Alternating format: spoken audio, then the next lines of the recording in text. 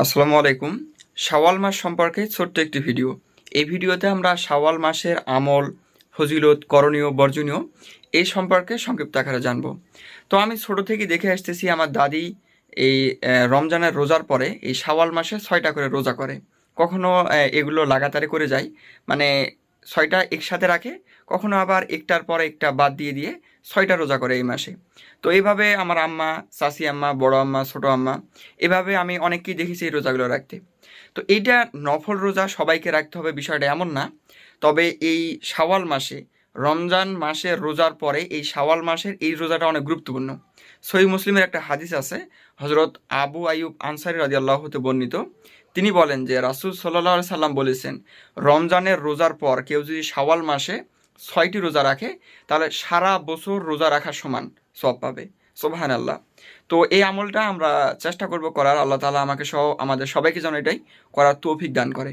তো এটি একটি শাওয়াল মাসের গুরুত্বপূর্ণ আমল। আমরা চেষ্টা করব এই রোজাগুলো আমরা এই আইএমবিতে যে রোজাগুলো আছে ওগুলোর সাথে একটু মিল করে রাখা, তাহলে দুটোটারই সওয়াব পাইয়ে যাব ইনশাআল্লাহ।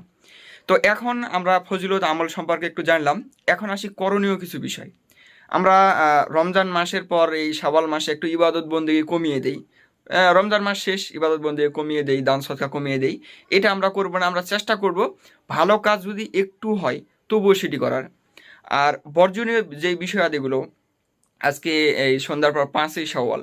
তো আমরা মানে রমজানের পর লক্ষ্য করি যে ঈদের আনন্দটাকে এত বাড়াবাড়ি করে, এত অপচয় করে, গান বাজনা অশ্লীল বিষয়াদিগুলো দিয়ে আমরা ভরে ফেলি বা এগুলোর মধ্যে ডুবে যাই। তো সেগুলো থেকে আমরা বিরত থাকবো।